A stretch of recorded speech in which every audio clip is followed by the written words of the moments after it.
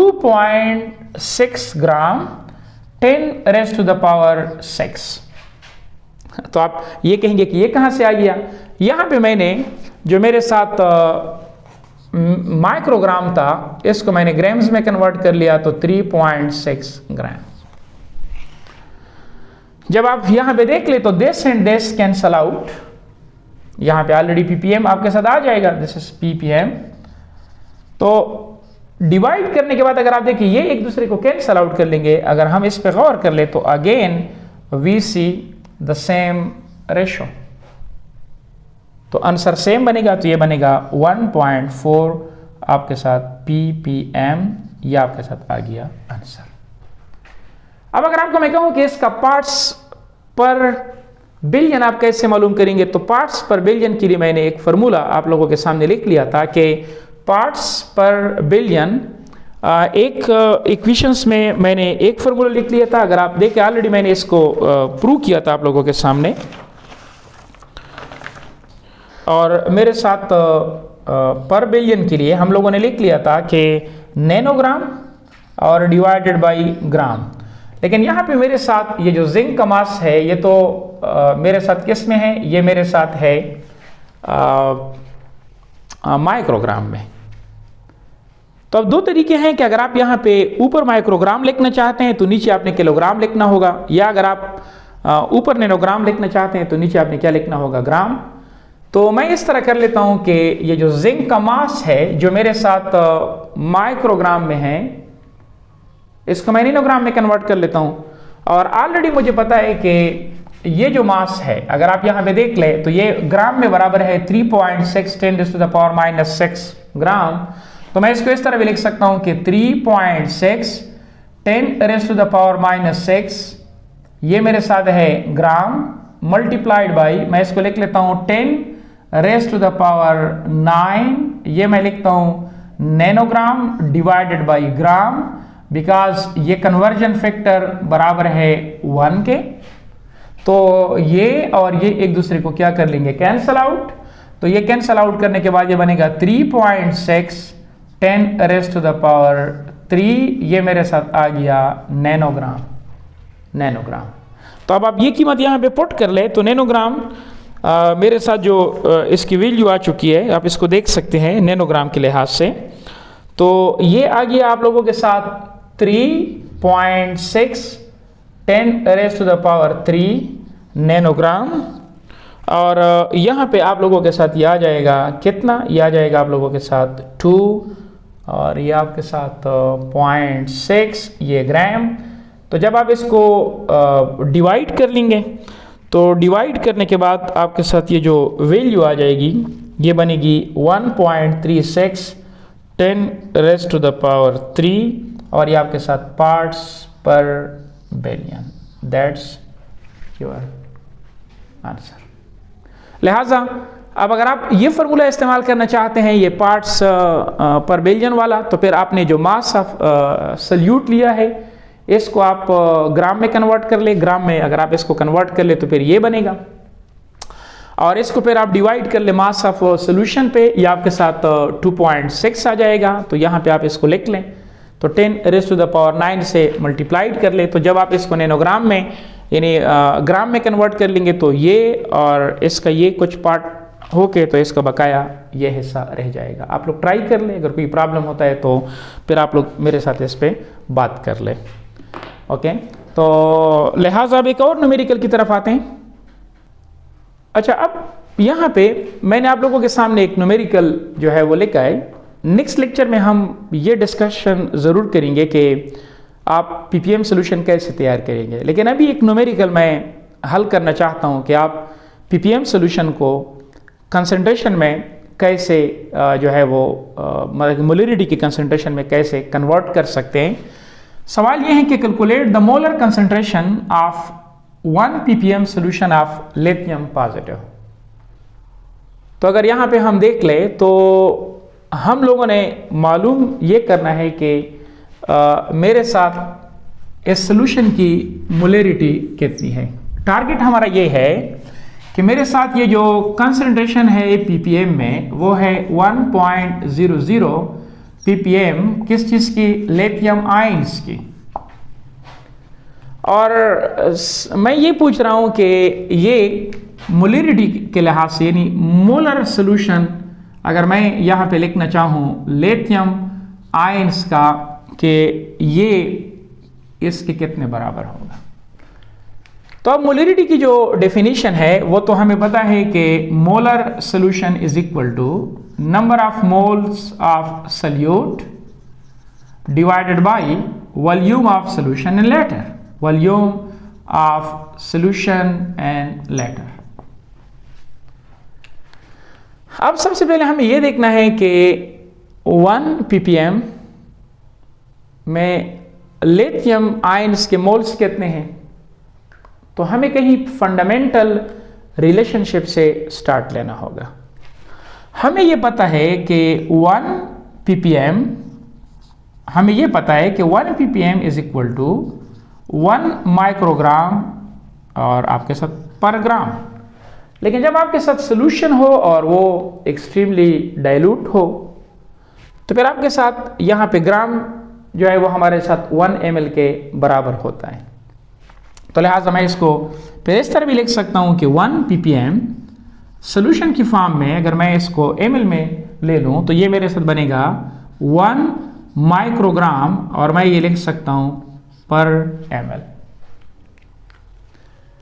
अब इसको मैं इस तरह भी लिख सकता हूँ कि 1×10⁻⁻⁻6 ग्राम और इसको मैं लिख सकता हूँ पर ml।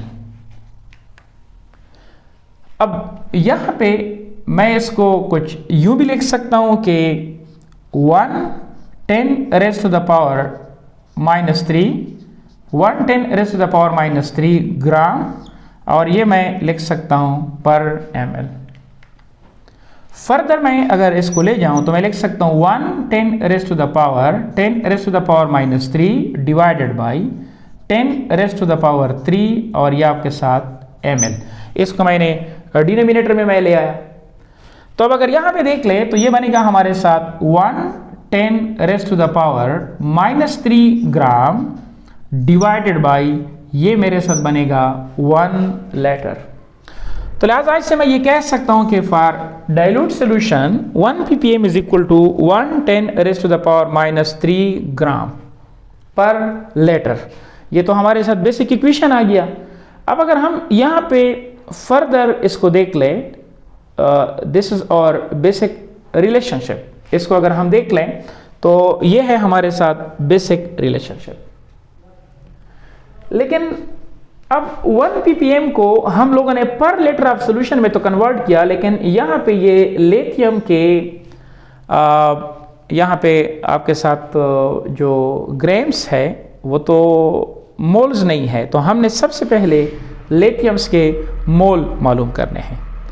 तो लिथियम्स के मोल मालूम करने के लिए हमें यह पता है कि यहाँ पे मैं ये लिख सकता हूँ कि मास ऑफ लिथियम आयंस ये मेरे साथ बराबर है 1×10⁻³ ग्राम। लेकिन अगर मैं यहाँ पे देख लूँ तो molar mass of what, molar mass of lithium ions, तो ये बराबर है आपके साथ जो मुझे इस डेटा में मालूम है लिथियम का, अगर आप इसका एटॉमिक मास ग्राम्स में जाहिर कर ले तो ये बनेगा 6.94 ग्राम, और ये मेरे साथ पर मोल। तो यहाँ पे मेरे साथ number of moles of what, number of moles of lithium ions is equal to 1×10⁻³ gram divided by 6.94 gram per mole. This cancel out. जरा इसको अब यहाँ पे जब हम इसको डिवाइड कर ले तो ये जो मुझे वैल्यू इसका मिल रहा है वो मिल रहा है 1.144 10⁻³ और ये मेरे साथ मोल, यानी यहाँ पे जो मेरे साथ लिथियम का मास था 1 ppm में पर लीटर, ये मेरे साथ आ गया इतने मोल्स, जिसको मैं इस तरह भी लिख सकता हूँ 1.44 10⁻³ और ये सॉरी -3 नहीं -4 और ये मोल।